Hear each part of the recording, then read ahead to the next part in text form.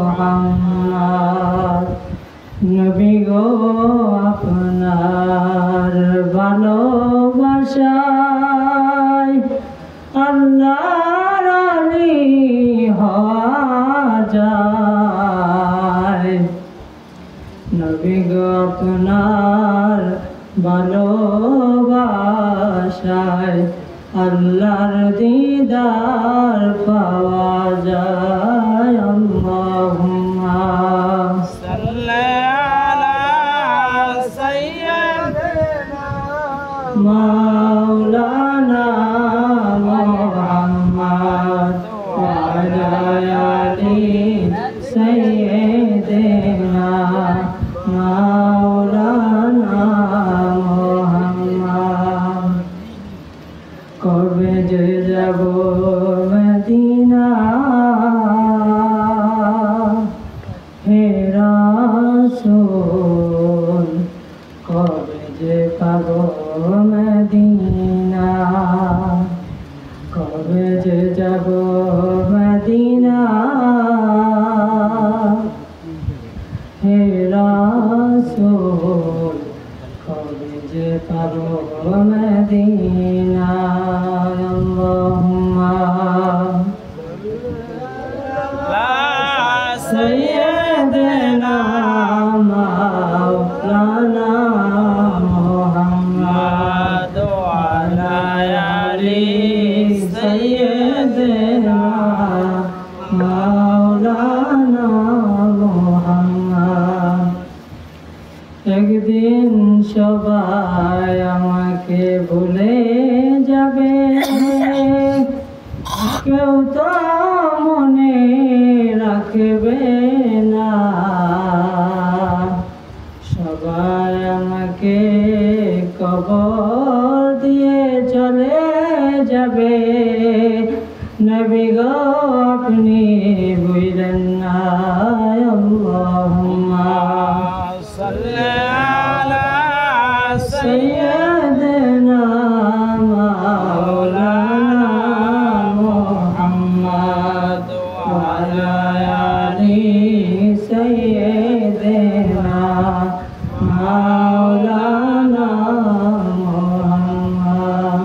বালাগাল উলা বিকামালিহি কাশাফাত thuja বিজামালিহি Hasnat জামিউ Salihi সাল্লু আলাইহি ওয়া আলিহি। আলহামদুলিল্লাহ, সমস্ত প্রশংসা মহান আল্লাহ তাআলার জন্য, যে আল্লাহ তাআলা সপ্তাহের শ্রেষ্ঠ দিন, পবিত্র দিন জুমার দিনে এই মাহফিলের ইন্তজাম করার সুযোগটুকু করে দিয়েছেন।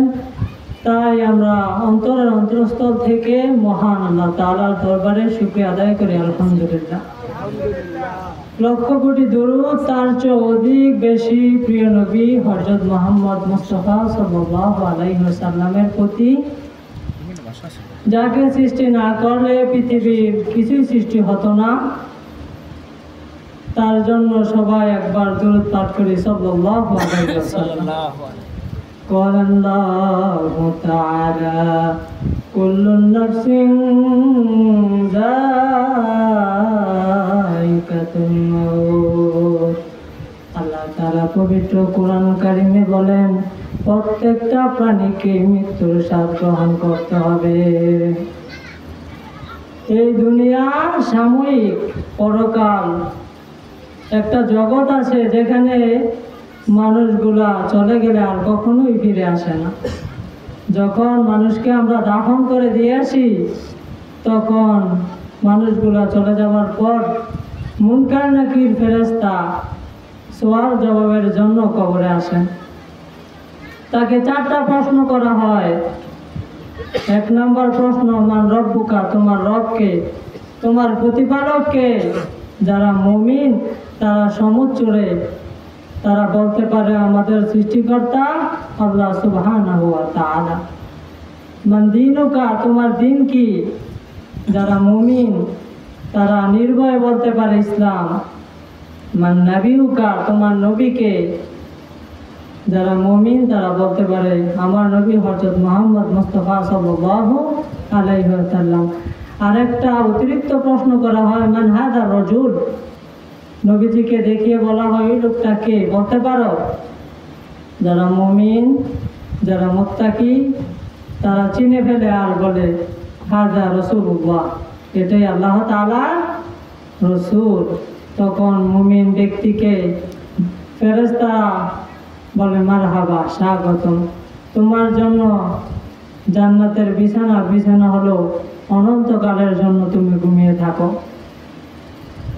তখন ওই ব্যক্তি নির্ঘুম দিয়ে থাকে, যেমনিভাবে বর এবং কনে বাসর রাতে ঘুমায় তেমনিভাবে ওই লোকটা নির্ভয়ে ঘুমাতে থাকে।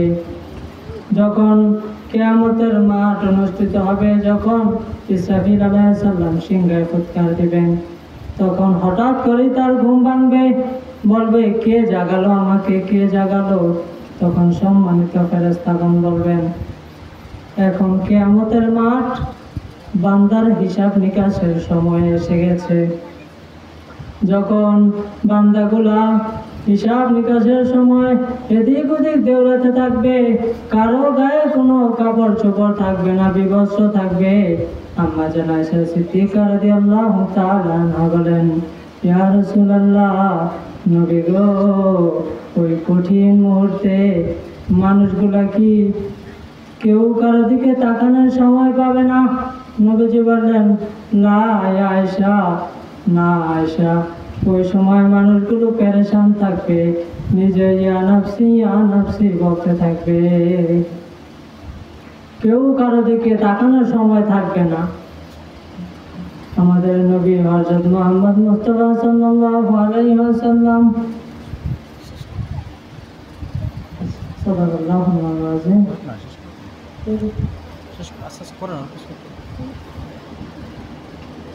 আলোচনা শেষের দিকে চলে যায়।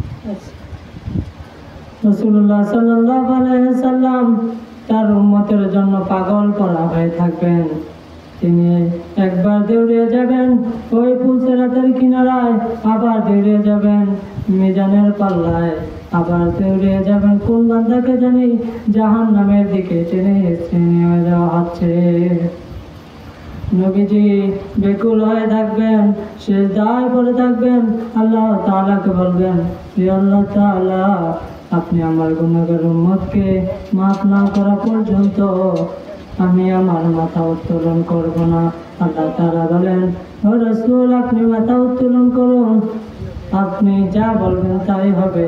আপনার উম্মত যারা নিয়মিত 5 ওয়াক্ত সালাত আদায় করেছে, আপনার নির্দেশিত পথে অনুসরণ করেছে, আমার আদেশগুলো মেনেছে, তারাই আজকে জান্নাতে যেতে পারবে।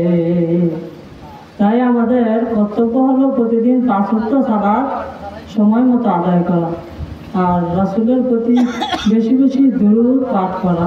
তাতে হয় কি, রাসূল সাল্লাল্লাহু আলাইহি সাল্লাম বলেছেন, যে ব্যক্তি রাসূল সাল্লাল্লাহু আলাইহি সাল্লামের উপর একবার দুরূদ পাঠ করেন, আল্লাহ তাআলা তার উপর 10টি রহমত নাযিল করেন এবং তার 10টি গুনাহ মাফ করে দেন। তাই আমাদের উচিত আমরা সবসময় হালাল ভক্ষণ করব, সালাত আদায় করব, আর রাসূলের দুরূদ পাঠ করব। তাকে দেওয়ান আলহামদুলিল্লাহি রাব্বিল আলামিন।